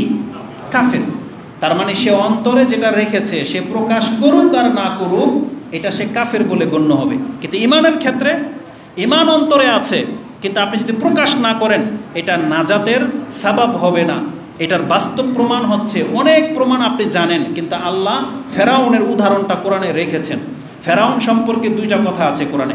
একটা আয়াতে পাবেন যে ফেরাউন তার অন্তরে ঈমান জন্মে গিয়েছিল, মূসা আলাইহিস সালামকে আমি যে নিদর্শন দিয়ে পাঠিয়েছিলাম, ফেরাউন এটা জানতো যে এটা সত্য। ইস্তাইকানাত আনফুসুহুম, আল্লাহ বলেছেন তাদের অন্তরের মধ্যে এটার প্রতি পুরো একিন হয়ে গিয়েছিল, কিন্তু এটাকে অস্বীকার কেন করেছে? উলুওয়ান, অহংকার বশত। কোন আরেকটা শব্দ আছে যে সে এটাকে অহংকারবশত এটাকে অস্বীকার করেছিল। আর ফেরাউনের অন্তরে যে ঈমান ছিল, এটা আল্লাহ যে আমাদেরকে জানিয়েছেন, এটা কখন সত্যায়ন হয়েছে, প্রমাণ কখন হয়েছে? যখন ফেরাউন মরবে, এখন বলতেছে আমান্তু আন্নাহু লা ইলাহা ইল্লাল্লাযী আমানাত বিহি বানু ইসরাঈলা ওয়া আনা মিনাল মুসলিমিন। এই ফেরাউনের ঘটনা থেকে অনেক আমাদের প্রত্যেকটা মুসলিমের শিক্ষা নেওয়ার মতো আছে। প্রথমে অন্তরে ঈমান ছিল, মুখে বলে নাই, বলেছে এমন সময় যখন তার সময় শেষ। সময় কি হয়ে গেছে? পাস হয়ে গেছে। এই আয়াত থেকে, এই দলিল থেকে আমরা যেটা জেনেছি যে ঈমানের একটা ধরন আছে। ঈমান অন্তরে থাকলেই যথেষ্ট না, মুখে প্রকাশ করতে হবে, আর প্রকাশ করতে হবে সময় শেষ হয়ে যাওয়ার আগেই। সময় শেষ হয়ে যাওয়ার আগেই আপনি যদি এমন সময় ঈমান প্রকাশ করেন যে আপনি তওবা করলেন, মালাকুল মউত আপনার সামনে, তওবা কবুল হবে না। ঈমান যদি আনেন, লা ইলাহা ইল্লাল্লাহ বলেন, কাজ হবে না, কারণ আপনার তওবার সময় শেষ। তার মানে ঈমান প্রকাশও করতে হবে। ঈমানের কিভাবে প্রকাশ করতে হবে সেটা হচ্ছে আজকের আলোচনার বিষয়। আর ঈমান প্রকাশ করার সময় শেষ হওয়ার আগে আপনাকে প্রকাশ করতে হবে, এটা হচ্ছে আজকের বক্তব্যের জোরালো দাবি। আর এটার প্রত্যেকটার দলিল আছে, যদি আমরা ওই পর্যন্ত যেতে পারি ইনশাআল্লাহ। তো কথা হচ্ছে যে রাসূলুল্লাহ সাল্লাল্লাহু আলাইহি ওয়াসাল্লাম আমাদেরকে জানিয়েছেন ঈমান হচ্ছে অন্তরে যেটা থাকবে সেটা মুখে স্বীকার করা, আর অন্তরে যদি এটাকে নাকচ থাকে তাহলে অস্বীকার করলে সে কাফের হবে। একটা হচ্ছে আরেকটার বিপরীত। যেমন এখন দিন না রাত? দিন। এটা কিসের বিপরীত? রাতের বিপরীত। সত্য কিসের বিপরীত? মিথ্যার বিপরীত। সাদা কিসের বিপরীত? কালোর বিপরীত। মানে একটা দেখে আরেকটাকে আপনি চিনতে পারেন। তাহলে ঈমান কি এটা চিনতে হলে তার বিপরীত দিকটা দেখতে হবে, যে কুফর। আর কুফর যারা কাফের তাদেরকে বিপরীতটা দেখতে হবে, যে এটা হচ্ছে মুসলিম, তাই না? মানে যে কাফের না সেই মুসলিম। এখন বলেন, কাফের দেখে যদি মুসলিম নির্ণয় করা হয়, তাহলে কাফেরের মধ্যে যা যা থাকবে এটা কি মুসলিমের মধ্যে থাকতে পারে? থাকতে পারে না। আর একটা মুসলিমের মধ্যে যা যা থাকবে এটা কোনো কাফেরের মাঝে আপনি খুঁজে পাবেন না। কিন্তু আজকে আমাদের সমাজের চরিত্রটা কি দেখেন তো? প্রত্যেকটা মুসলিমকে একটা কাফেরের সাথে যদি দাঁড় করিয়ে দেন, যদি একটা ইউনিভার্সিটি নিয়ে নেন, কোন একটা ইউনিভার্সিটিতে আপনি ঢুকবেন, একটা হিন্দু ছেলে, একটা খ্রিস্টান ছেলে, একটা ইহুদি ছেলে, একটা মুসলিমের ঘরের ছেলে, একটা বৌদ্ধর ছেলে, আপনার ক্ষমতা না এটা পরখ করা যে এখানকার মধ্যে মুসলমান পোলা কোনটা। কেন?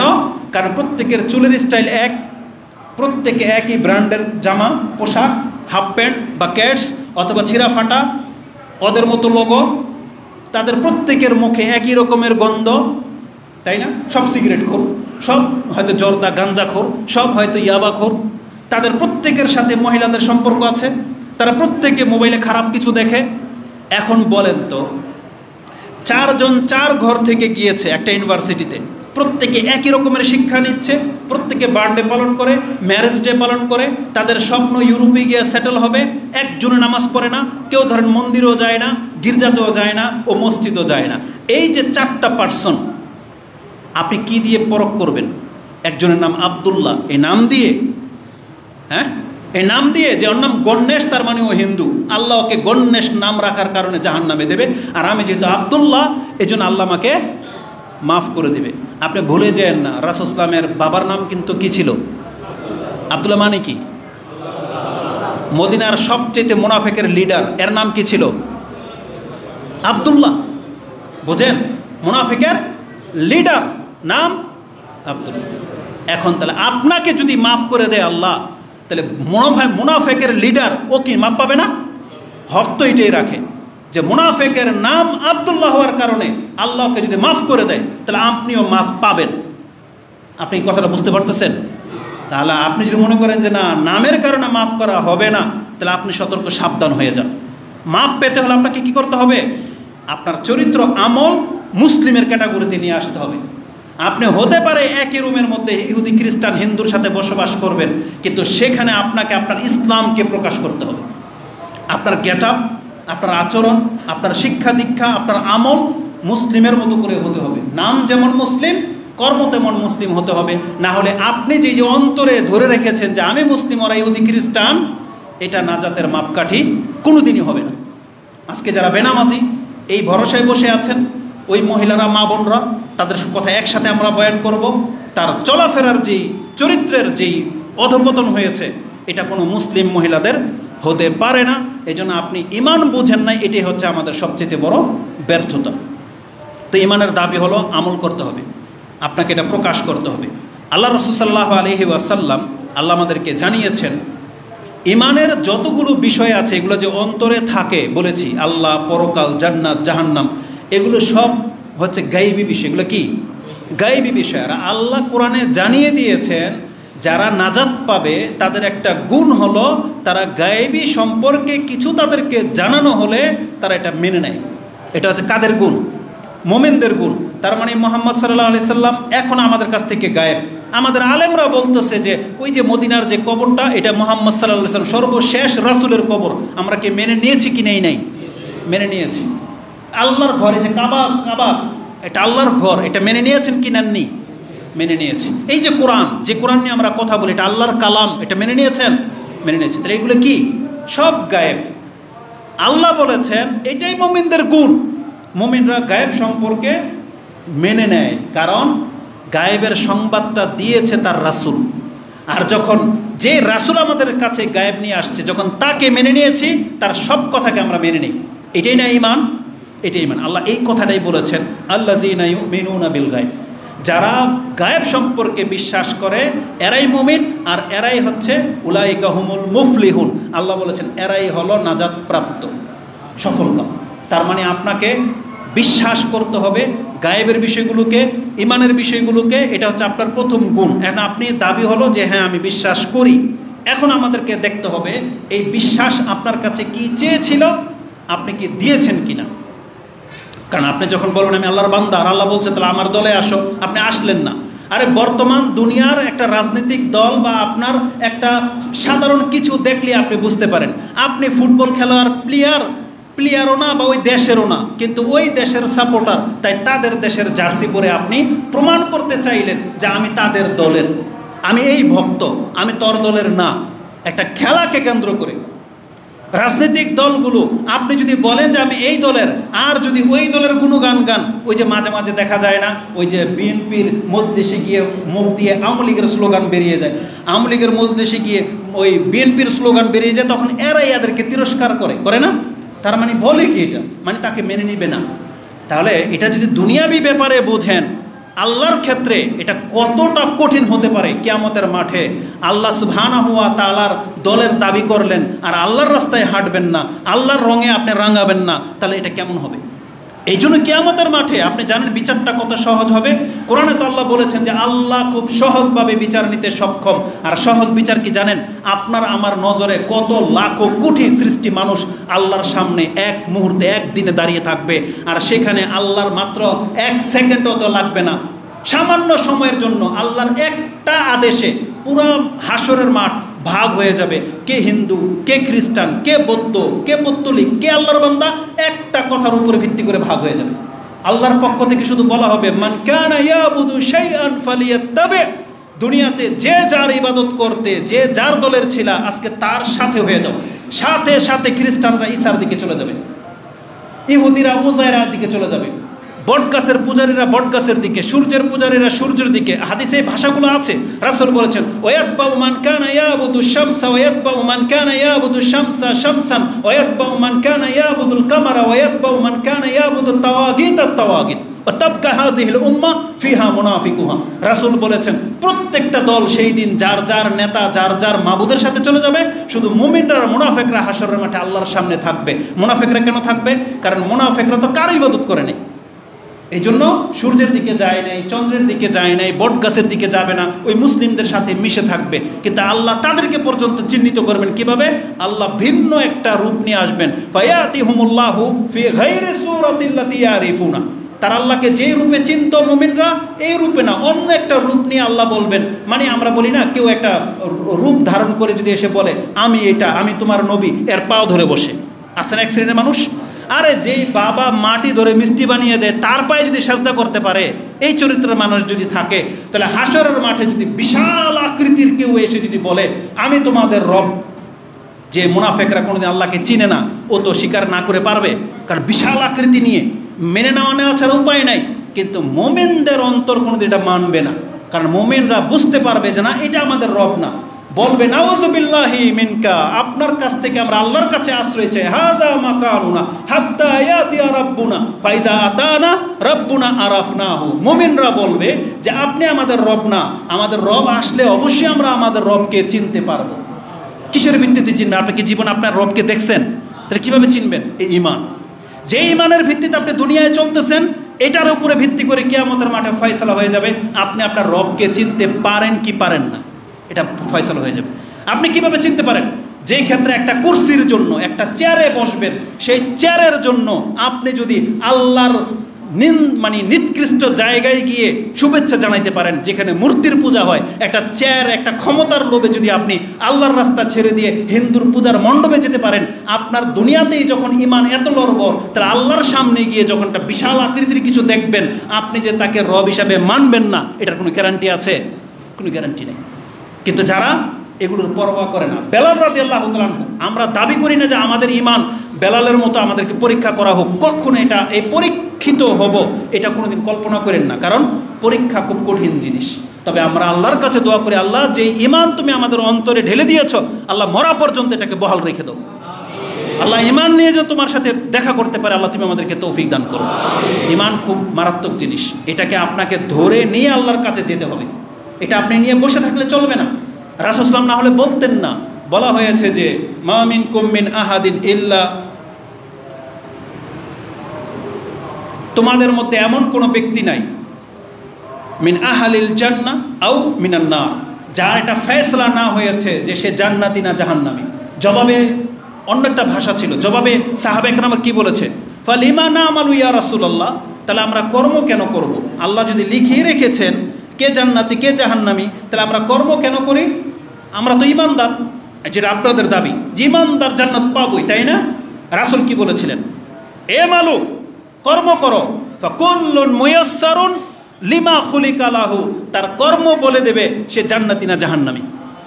তার মানে মুখে শুধু দাবি করলে ঈমান প্রমাণ হয় না। আপনি দাঁড়িয়ে রেখেছেন, এটা প্রমাণ করে আপনি জান্নাতে যাবেন। আপনি সত্য কথা বলেন, এটাই প্রমাণ করে আপনি জান্নাতে যাবেন। আপনি 5 ওয়াক্ত সালাত আদায় করেন, এটা প্রমাণ করে আপনি জান্নাতি। আপনি পর্দা করেন, আপনার ভিতরের চামড়া দূরের কথা পোশাক পর্যন্ত কোনো কেউ দেখতে পায় না, এটা যেই মহিলার আমল, আশা করা যায় সে জান্নাত পাবে, আশা করা যায়। কারণ ঈমান, আমল এগুলি হচ্ছে জান্নাতে যাওয়ার সাবাব। তো রাসূলুল্লাহ সাল্লাল্লাহু আলাইহি ওয়াসাল্লাম আমাদেরকে জানিয়েছেন অন্তরে কি আছে শুধু এটার উপরে বিচার করা হবে না। একটা হাদিস তো আপনারা জানেন যে ইন্নাল্লাহা লা ইয়ানজুরু ইলা সুওয়ারিকুম, আর একটা বর্ণনা আসছে ওয়া আজসাদিকুম ওয়া আমওয়ালিকুম, আল্লাহ তোমাদের চেহারা, আল্লাহ তোমাদের বডি, আল্লাহ তোমাদের অর্থ সম্পত্তি দেখেন না, কিন্তু কি দেখে? ওয়ালাকিন ইয়ানজুরু ইলা কুলুবিকুম ওয়া আমালিকুম, আল্লাহ তোমাদের অন্তর দেখে এবং কর্ম দেখে। আচ্ছা, অন্তর দেখা যদি যথেষ্ট হতো তাহলে আল্লাহ কর্মের কথা কেন বললেন? অন্তর তো আল্লাহ জানে, আপনার আমার অন্তরে যে ঈমান আছে এটা আল্লাহ জানে, ধরেন জানে, আল্লাহ তো জানে। এখন আপনার দাবির উপরে ভিত্তি করে বলতেছে আল্লাহ জানে যে আপনার ঈমানদার, কিন্তু আল্লাহ কিন্তু ভালো করেই জানে আপনার আর আমার ঈমান আল্লাহ গ্রহণ করবে কিনা। কারণ আল্লাহ তো হচ্ছে আলিমুম বিজাতি সুদূর, আল্লাহ তো অন্তরের খবর জানে। আপনি আমাকে এই মুসলিমদেরকে ধোঁকা দিতে পারবেন, কিন্তু আল্লাহকে ধোঁকা দিতে পারবেন? এই জন্য অন্তরটাকে ঠিক করেন। আপনি আসলে জিজ্ঞেস করেন আপনার অন্তরকে, যে অন্তরকে আল্লাহকে মেনে নিয়েছে কি না, এটা আপনার অন্তরকে জিজ্ঞেস করেন। যদি মেনে নিয়ে থাকে তাহলে আপনার আমার চরিত্র ওই কাফেরদের মতো কি করে হয়, যারা বলে, ওই যে আগে একটা আয়াত বলেছিলাম সূরা মুমিনুন 23 নম্বর সূরা 34, 35, 36, 37 এই আয়াতগুলোতে পেয়ে যাবেন। কাফেররা বলেছিল ইন হিয়া ইল্লা হায়াতুনা দুনিয়া নামুতু ওয়া নাহিয়া ওয়া মা নাহনু বিমাবুসিন, এই যে দুনিয়া পেয়ে গেছি, এখানে জীবিত আছে, মরে যাবে, হাড় হাড্ডি গলে যাবে, আমাদের আর পরকাল টরকাল নাই। এটা তো একটা কাফের। ওই যে এই কাফেরদের গান কি, যে দুনিয়া কা মজা লেলো দুনিয়া তোমার, তুমি ভাববে না যে দুনিয়াতেও যখন পেয়েছ পরকালে তুমি আমার নৈকট্যবান বান্দা হইতে পারবা, মানে আমার কাছাকাছি তুমি আসতে পারবা। তোমার সম্পদ আর সন্তান এটা আমার কাছে তোমাকে নিয়ে আসার সাবাব না। আমার কাছে আসতে হলে কি লাগবে? ইল্লা মান আমানা ওয়া আমিলা সলিহান, আমানা ওয়া আমিলা সলিহান, ঈমান লাগবে আর সৎকর্ম লাগবে। আপনি একটা মেনে নিয়েছেন, একটা মেনে নিয়েছেন কি, যে আমি আল্লাহর প্রতি ঈমান আনলাম, তাহলে এই পরেরটা কে করবে? ওয়া আমিলা সলিহান, এটা কে করবে? কোন কাফের করবে? নামাজ কাফের পড়বে? পর্দা কাফের মহিলা করবে? কে করবে এটা? এটা কি মুসলিমদের কাজ না? তাহলে মুসলিম যদি তার ঈমান ছেড়ে দেয়, ইসলাম ছেড়ে দেয়, তার ঈমান টিকবে কি আর? ইসলামটাই তো ঈমান।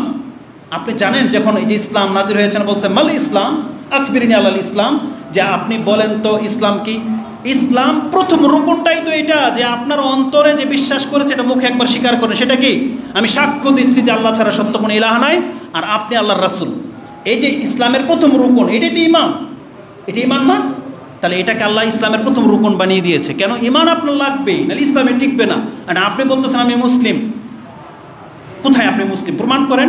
আপনি মুসলিম প্রমাণ করেন, আল্লাহ আপনাকে ঈমানদার হিসেবে গ্রহণ করে নেবে। এই যে আপনি মুসলিম হলে যে আল্লাহ আপনাকে ঈমানদার গ্রহণ করে নেবে, এটার আয়াত কিন্তু কোরআনে আছে। ওই বেদুইনরা বলেছিল কালু আমান্না, আমরা ঈমান আনলাম। রাসূল কি বলেছেন? বাল কুলু আসলাম না, বরং তোমরা বলো আমরা আত্মসমর্পণ করলাম। তার মানে কি? আপনি আল্লাহর কাছে এখন আত্মসমর্পণ করে দেখান। কি আত্মসমর্পণ? বালেগ হয়েছেন, দাড়ি গজিয়ে গেছে, ছেড়ে দেন। টাকটার উপরে প্যান্ট উঠায় নেন। 10 বছর হয়ে গেছে, নামাজ পড়েন। বালেগ হয়ে গেছেন, পর্দা করেন। হালাল হারাম দুইটা সামনে আসছে, হারাম ছেড়ে দেন, হালালটা নেন। এই যে আপনি আত্মসমর্পণ করলেন, আল্লাহ বলেছেন যে এইভাবে আমার কাছে আত্মসমর্পণ করে নেবে, আমি তাকে ঈমানদার হিসেবে গ্রহণ করে নেব। ইসলামবিহীন আপনার ঈমান গ্রহণযোগ্য হবে না। আল্লাহ এখানে বলেছেন ইল্লা মান আমানা ওয়া আমিলা সলিহান। এইভাবে আমি যদি কোরআন থেকে এক একটা করে আয়াত বলতে থাকি অনেক সময় লেগে যাবে। আপনাদের মেজাজে তো একটা আয়াত আছে, একটা সূরা আছে, যথেষ্ট। আল্লাহ সুবহানাহু ওয়া তাআলা পুরো পৃথিবীর মানুষকে ডেকে দিয়ে বলেছেন যুগের শপথ, সময়ের শপথ, ওয়াল আসর। আল্লাহ বলেছেন, আল্লাহ যখন, আপনি যখন কাউকে একটা কসম করে কথা বলেন, আপনার রাগে ফেটে যায় যে আমি কসম করে বলতে, তাও তুমি বিশ্বাস করো না। আর ব্যাপারটা যদি আল্লাহ হয়, আল্লাহর কথাই যথেষ্ট। আর আল্লাহ যদি কথাটা কসম করে বলে, পৃথিবীর কোনো ক্ষমতা আছে, কোনো নিয়ম আছে এটাকে উল্টাতে পারে? আল্লাহ যেখানে বলছেন ওয়াল আসর, আমি শপথ করে বলতেছি ইন্নাল ইনসানা লাফি খুসর, পৃথিবীর মানুষ, ইনসান, যার নাম ইনসান সেই ক্ষতিগ্রস্ত। আল্লাহ বলে না ইহুদির ঘরের সন্তান না মুসলমানের ঘরের সন্তান, মানে মানুষ মাত্রই ক্ষতিগ্রস্ত, মানে জাহান্নামী। তবে নাজাত পাবে কারা? ইল্লা মান আমানা। সূরা শেষ, সূরা শেষ, ইল্লা মান আমানা। তাহলে আপনি এখন সূরাটা কেটে দেন যে হুজুরদের দাবি ভুল, ঈমান আনলেই নাজাত। তাহলে সূরার বাকি অংশকে মুছে ফেলতে হবে। কিন্তু ক্ষমতা আছে পৃথিবীর কারো? না, আপনি শেষ পর্যন্ত যেতেই হবে। শেষ পর্যন্ত কি? অন্তত ইল্লা মান আমানা ওয়া আমিলা সলিহান, এই পর্যন্ত পৌঁছেন। আর বাকি দুটো এই দুটোর অন্তর্ভুক্ত, যে আপনি ঈমানের দিকে দাওয়াত দিবেন, ধৈর্য ধারণ করবেন। যতটুকু ধৈর্য ততটুকু নেকি, যতটুকু ধৈর্য হারাবেন ততটুকু মর্যাদা হারাবেন, কিন্তু ঈমান হারাবে না। কিন্তু প্রথম দুইটা লাগবে, ইল্লা মান আমানা ওয়া আমিলা সলিহান। আল্লাহ বলেছেন ইন্নাল ইনসানা লাফি খুসর, মানুষ মাত্রই ক্ষতিগ্রস্ত, ইল্লাল্লাযিনা আমানু ওয়া আমিলুস সলিহাত। এই দুইটাকে আপনি যে কাটার ব্যবস্থা করেছেন, এখানে আপনাকে শয়তান ইন্টারফেয়ার করেছে। ইমাম শাফি রাহিমাহুল্লাহ এই সূরা সম্পর্কে নাকি বলতেন, আমি এটা খুঁজেছি, সেই বর্ণনাটা পাইনি। আমরা যেহেতু বক্তব্যের মধ্যে আমাদের শেখদের মুখে শুনেছি যে ইমাম শাফি রাহিমাহুল্লাহ নাকি বলতেন, আল্লাহ যদি পুরো কোরআন নাজিল না করে শুধু এই সূরাটা নাজিল করে দিতেন তাহলে যথেষ্ট ছিল। তার মানে কি? হিসাব নেবার জন্য যথেষ্ট ছিল। আল্লাহ বলতে পারতেন কিয়ামতের মাঠে, তোমাকে কি আমি জানাই নাই যে তুমি ঈমান আমল না করলে ক্ষতিগ্রস্ত হবা? আপনি অস্বীকার করতে পারতেন না? হ্যাঁ, আল্লাহ তো সূরা আসরে বলেছে, মাত্র 3টা লাইন, তাতে আপনার ইতিবৃত্তান্ত আল্লাহ বলে দিয়েছে কিভাবে তুমি নাজাত পাবে, যথেষ্ট ছিল। কিন্তু আমি যেটা পেলাম ইমাম শাফি রাহিমাহুল্লাহ সম্পর্কে, বরং তিনি কথাটাকে এইভাবে বলেছিলেন, লাউ তাদাব্বারান নাস হাযিহি সূরা, মানুষ যদি পুরো কোরআন থেকে শুধু এই সূরাটা নিয়ে একটু ভাবতো, তাদাব্বার মানে যদি সে একটু গভীরভাবে ভাবতো, লাওয়াসিয়াতাহুম, তাহলে তার উপদেশ নেওয়ার জন্য যথেষ্ট হয়ে যেত। তিনি এটা বলেছেন। এখানে আজকে আপনি এখান থেকে উপদেশ নেন। কি উপদেশ? যে আমি তো ক্ষতিগ্রস্ত, নাজাতের পথ কি? আমাকে ঈমান এনে সৎ কাজ করতে হবে। এই দুইটা মেসেজ আপনি এখান থেকে নিয়ে নেন। আমলবিহীন আপনি নাজাত পাবেন না। যেহেতু সময় পার হয়ে চলে গেছে, আমি বাকি পয়েন্টগুলোকে স্কিপ করলাম। আমি আপনাকে শুধু নিয়ে চলে যাই যে বলেছিলাম ঈমানের ধরন আছে এবং ঈমানের একটা সময় আছে। সে সময় পার হয়ে গেলে আপনি যে বলতেছেন হুজুর আমি নামাজ পড়বো, দাঁড়িয়ে রাখবো, আমি সিগারেট ছেড়ে দেব, আমি এই রাজনীতি গণতন্ত্রের এই মতবাদ ছেড়ে দেব, এই পার্টি বাদ দেব যে আপনি করতেছেন, আপনার আমার অবস্থাটা তো ফেরাউনের মতো হয়ে যাচ্ছে। আপনি বোঝেন না কেন? কত খুতবা লাগবে আপনাকে ইসলামের দিকে আসতে? আমরা এই চেহারা, প্রত্যেকটা চেহারা দাড়িওয়ালা দেখব, প্রত্যেকটা প্যান্ট টাকনার উপরে দেখব, প্রত্যেকটা জবান দিয়ে আল্লাহর তাওহীদের কথা বেরোবে। এটা আসবে কবে? কোন খুতবার পরে? এটা আপনাকে ডিসাইড করতে হবে, কোন খুতবার পরে, আর সেই সময়টা আপনি পাবেন কিনা, এটা হচ্ছে বিষয়। এটাই সবচেয়ে শেষ পয়েন্ট। আমরা এদিকে যাব না, কারণ অনেক লম্বা হয়ে যাবে, বিষয়টা অনেক লম্বা। আমি জাস্ট আপনাকে বোঝাতে চেয়েছি, ওই আয়াতগুলো স্মরণ করিয়ে দিতাম। আপনি মনে নাই ওই যে আল্লাহ বলেছেন কাদ আফলাহাল মুমিনুন, মুমিনরা নাজাত পেয়ে গেছে। এখন আপনি যদি পীরের মুরিদ হন তাহলে এই এক আয়াত নিয়ে আপনি লাফাবেন, তারপরে আর যাবেন না। কারণ আল্লাহ বলছে মুমিনরা নাজাত পেয়ে গেছে, আমি মুমিন নাজাত পেয়ে গেছি, এবার আপনি ঘুমান, ফজর আজান হয়েছে আপনি ঘুমান, নাজাত পাবেন না। আল্লাহ কাদের কথা বলেছেন? এই তুমি তো শোনো, আল্লাহ বলছে তুমি শোনো, মুমিনকে জানো। কাদ আফলাহাল মুমিনুন আল্লাযীনা হুম ফি সালাতিহিম খাশিউন, যারা তাদের নামাজে আল্লাহর সামনে দাঁড়ায় ভয়ে ভয়ে, যে আমি আল্লাহর সামনে দাঁড়িয়েছি এখন। আর তাদের গুণ কি? ওয়াল্লাযীনা হুম আলা সালাওয়াতিহিম ইউহাফিজুন, আল্লাহ বলেছেন তারা তাদের নামাজকে হেফাজত করে। এটা হচ্ছে মুমিনদের গুণ। আল্লাহ কি বলেছেন? ওয়াতিউল্লাহ ওয়া রাসূলা ইন কুনতুম মুমিনিন, তুমি মুমিন হলে আল্লাহ এবং তার রাসূলের অনুসরণ করো। তাহলে কোথায় আপনার অনুসরণ? ইমানের সাথে যে আমলের একটা যুগসূত্র আছে, একটা আয়াতের, যেটা আজকে জামিয়া সালাফিয়ার বক্তব্যের মধ্যে আয়াতটা আসবে, সেটা আপনারা জানেন। দেখেন এর চেয়ে উত্তম এক্সাম্পল আর হতে পারে না। আপনি কেন আজকে রাসূলের মতো হইতে পারেন না? দাড়ি কেন নাই? প্যান্ট টাকটার উপরে কেন ওঠে না? 5 ওয়াক্ত কেন নামাজ পড়েন না? রাসূল ইসলামের মতো কেন জীবন গড়েন না? আল্লাহ বলে দিয়েছে। এটা কারা পারবে? আল্লাহ বলেছেন লাকাদ কানা লাকুম ফি রাসূলিল্লাহি উসওয়াতুন হাসানা। আপনি সবসময় এতটুকুই শুনতেছেন, এতটুকুই খালি পড়েন, তারপরে কি আছে? লিমান, এটা তার জন্যে, কানা ইয়ারজুল্লাহ ওয়াল ইয়াউমাল আখিরা ওয়া যাকারাল্লাহা কাসীরা, যেই ব্যক্তি কিয়ামতের মাঠে আল্লাহর সামনে দাঁড়াতে হবে, এইটা যার ঈমান, সে খুঁজবে আমার নবী কি করেছে, আমার নবীর পোশাক কি, আমার রাসূল কিভাবে কথা বলেছেন, কি তার চরিত্র, কি তার আমল, এইটা। আর বাকি কথাগুলো আমরা ধরনের মধ্যে আপনাকে উল্লেখ করি। চলে আসি সেই দিকে। আল্লাহ সুবহানাহু ওয়া তাআলা আমাদেরকে জানিয়েছেন ইমানের একটা ধরন আছে। এক কথায় আজকের পুরো বক্তব্যের জিনিসটা বাংলার জমিনের, পৃথিবীর, সৌদি আরবের কোনো আলেমের দিকে আপনাকে আল্লাহ তাকাইতে বলে নাই। ইমান যদি কেমন হতে হয়, কি এটা যদি আপনাকে বুঝতে হয়, আল্লাহ একটা আয়াত দিয়ে সেটা আপনাকে জানিয়ে দিয়েছেন, যেটা আপনি সূরা বাকারা 2 নম্বর সূরা 137 নম্বর আয়াতে পেয়ে যাবেন। আল্লাহ রাসূলকে এবং তার সামনে যে সাহাবায়ে কেরামরা বসেছিল, আল্লাহ রাসূলকে বলেছেন ওয়াইন আমানু বিমিসলি মা আমানতুম বি, আল্লাহ বলেছেন তোমরা আজকে আমার উপরে যেইভাবে ঈমান আনলা, পুরো পৃথিবীর মানুষ যদি তোমাদের মতো করে ঈমান আনতে পারে, ফাকাদ ইহতাদাউ, তাহলে হেদায়েত পাবে, না এতে পাবে না। বুঝেন? এখন আপনাকে একটা যুগসূত্র বলে দেওয়া হয়েছে। ঈমান রাসূল এবং সাহাবায়ে কেরামদের মতো যদি আমাদের হয়, তাহলে আমরা নাজাত পাবো, নাহলে পাবো না, এটা আল্লাহ জানিয়ে দিয়েছে। এখন আপনি আমাকে বলতে হবে, সাহাবায়ে কেরামরা ঈমানদার দাবি করতো কিন্তু নামাজ পড়তো না, নামাজ পড়তো না। রাসূল ইসলামের সাহাবায়ে কেরামরা ঈমানদার দাবি করেছে, দাড়ি রাখে নাই। ঈমানদার দাবি করেছে, মিথ্যা বলতো। হারাম হয়ে যাওয়ার পরেও মদ খাইতো। সুবহানাল্লাহ। তাহলে আপনারা সব জানেন, জানেন না? এখন উপদেশ নেওয়ার সময় আসছে। আমি মনে করি হুজুররা যা জানে তার চাইতে অনেক বেশি আপনারা জানেন, কারণ আমরা তো হুজুরদের বক্তব্য শুনি না, আমরা নিজেরাই হুজুর যেহেতু, তাহলে আমাদের বিদ্যা একটা। কিন্তু আপনারা যখন 10 জন হুজুরের বক্তব্য শুনতেছেন, তাহলে আপনাদের মধ্যে ইলম আরও বেশি আছে। এই জন্য আমাদের হুজুরদের আর বলার কিছু নাই, এখন শুধু মানার সময় আসছে, এখন শুধু মানার সময় আসছে। আপনাকে মানতে হবে। এটা হচ্ছে ইমানের ধরন। কি বলেছি? ইমানের ধরন কার মতো হতে হবে? তাহিরের মতো, চরমনায়ের মতো, দেওয়ানবাগের মতো, আটরসের মতো। কার মতো? সাহাবায়ে কেরামের মতো, পুরো টিম। ওয়াইন আমানু বিমিসলি মা আমানতুম বিহি, আজকে তোমরা যেভাবে ঈমান আনলা, পুরো পৃথিবীর মানুষ যদি তোমাদের মতো করে ঈমান আনতে পারে, ফাকাদ ইহতাদাউ, তাহলেই হেদায়েত পাবে। এটা হচ্ছে আমাদের মাপকাঠি, এটা ধরন। সময়টা কি?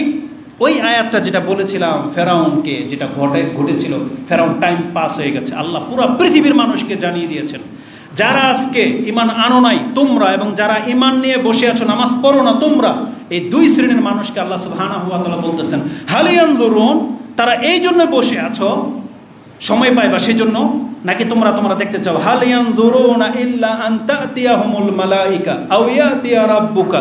হে নবী, আপনি জিজ্ঞেস করুন তো পৃথিবীর মানুষকে, এই যে আপনার কথায় যে তারা মানতেছে না, তাহলে তারা কি চায়? ফেরেশতা এসে বললে মানবে? আজকে মিম্বরে আপনারা মাহমুদকে না চেয়ে ফেরেশতায় যদি এই কথাগুলো বলতো তাহলে মানতেন, আর আমি বলতেছি দিকে মানবেন না। ব্যাপারটা কেমন?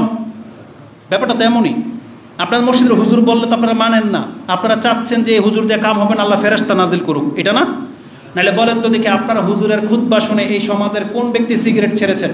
বলেন আপনি। আপনার হুজুরের মসজিদের খুতবা শুনে সিগারেট ছেড়ে দিয়েছিলেন, পর্দা করেছেন, হারাম থেকে বেঁচে আছেন, তাইলে তো আলহামদুলিল্লাহ আপনার এই মসজিদের হুজুর এবং আপনারা তো এখন চোর, মানে জোর গলায় দাবি করতে পারেন। আমি যদি বলি আপনাদের সমাজে একটা মিথ্যুক নাই, কথা সত্য না মিথ্যা? মিথ্যা হবে, মিথ্যা হবে না? তার মানে বোঝা যাচ্ছে না হুজুরের খুতবায় তো কোনো কাজ হয় না, ফেরেশতাই লাগবে, তাই না? জেনে নেন মুহাম্মদ সাল্লাল্লাহু আলাইহি সাল্লাম যদি বেঁচে থাকতেন, তার বক্তব্য শুনে আমরা যেমন ঈমান আনতে বাধ্য, ওই রাসূলের কথাগুলো আজকে প্রত্যেকটা মেম্বরে ছড়িয়ে দেওয়া হচ্ছে।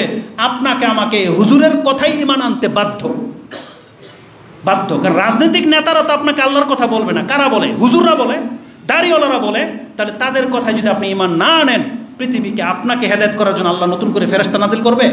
করবে না তো। আল্লাহ তো এটাই বলতেছেন। আল্লাহ বলতেছেন রব্বিক ইয়াউমা ইয়াতি বাদু আয়াতি রব্বিক, তবে আপনার রবের নিদর্শন ঠিকই তারা দেখতে পাবে যারা আজকে নামাজ পড়ে না, যারা আজকে ঈমানকে নবায়ন করতেছে না।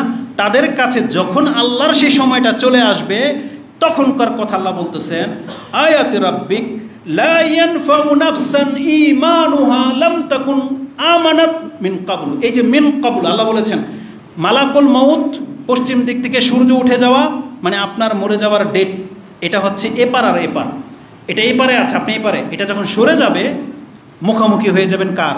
মালাকুল মউতের। এখন আপনি বলতেছেন আস্তাগফিরুল্লাহ, লা ইলাহা ইল্লাল্লাহ, আল্লাহ নামাজ পড়বো, আল্লাহ আমি দাঁড়িয়ে রাখবো, কাজ হবে না। আল্লাহ বলছেন এই যে মিন ক্বাবলু, এটা দেখার আগে যদি এই ব্যক্তি ঈমান আনতো, এই যে ফেরাউন দেখার আগে যদি এই কথাটা বলতো, যে উপরে থাকতেই যদি বলতো যে আমানতু আন্নাহু লা ইলাহা ইল্লাহু, এটা যদি বলতো, কিন্তু দেখা নেওয়ার পর যখন ওকে ধরেছে ফেরেশতা, যখন চুবাবে, ওই তখন বলতেছে আমানতু, আমি ঈমান আনলাম। আল্লাহ বলছে আল আন, এখন। তার মানে আল্লাহ স্পষ্ট করে দিয়েছেন ঈমান তুমি আনার দাবি তো করবা। রাসূল বলে নাই পশ্চিম দিক থেকে সূর্য ওঠার পরে প্রত্যেকটা ব্যক্তি ঈমান আনবে, কিন্তু ঈমান কি গ্রহণযোগ্য হবে? ঈমান গ্রহণযোগ্য হবে না। আরে বলা হয়েছে ঈসা আলাইহিস সালামের পরে ঈমান আনলে কবুল হবে না, এমনটা বর্ণনা আছে। তার মানে এটার ধমক। কিন্তু সর্বশেষ যখন এটা পশু কথা বলবে, ওই পশ্চিম দিক থেকে সূর্য উঠে যাবে, পৃথিবী ভরা মানুষ থাকবে, শান শৌকতলা মানুষ, কিন্তু তারা ঈমান আনবে, বলবে লা ইলাহা ইল্লাল্লাহ। আল্লাহ সুবহানাহু ওয়া তাআলা সেটাকে নাকচ করে দিবেন। মিন ক্বাবলু আও আল্লাহ বলেছেন আও কাসাবাত ফি ঈমানিহা খায়রা। আর আজকে মুসলিম ঘরের সন্তান যারা ঈমান আনার পরে ঈমান নিয়ে চুপ করে বসে আছো, তুমি তওবা করতেছো না, নামাজ ধরতেছো না, পর্দা করতেছো না, ওই যে তোমার হারাম রিলেশন ছাড়তেছো না, হারাম ইনকাম তুমি ছাড়তেছো না, এইটা দেখার পরে তুমি অবশ্যই ছাড়বা, এটা দেখার পরে অবশ্যই ছাড়বা। কিন্তু আল্লাহ কি বলেছেন? কোনো কাজ হবে না, কোনো কাজ হবে না। তার মানে ঈমানের একটা সময়সীমা আছে। অতএব আজকে আমি আমাকে এবং আমাদের মুসলিম ভাইদেরকে বলতে চাচ্ছি, আমাদেরকে খুব দ্রুত তওবা করা উচিত। আমরা প্রত্যেকের পাপ, প্রত্যেকের খারাপই জানি, আর আল্লাহও জানে। এজন্য আপনাকে আপনার জায়গায়, আমাকে আমার জায়গায় থেকে খুব দ্রুত তওবা করতে হবে, আল্লাহর রাস্তা ধরে নিতে হবে। আল্লাহ তুমি আমাকে এবং আমাদের মুসলিম ভাইদেরকে তৌফিক দান করো। আকুলু লিকাউলি হাযা আস্তাগফিরুল্লাহ লি ওয়া লাকুম ওয়া লিসাইরিল মুসলিমিন ফাস্তাগফিরু ইন্নাহু হুয়াল গফুরুর রহিম।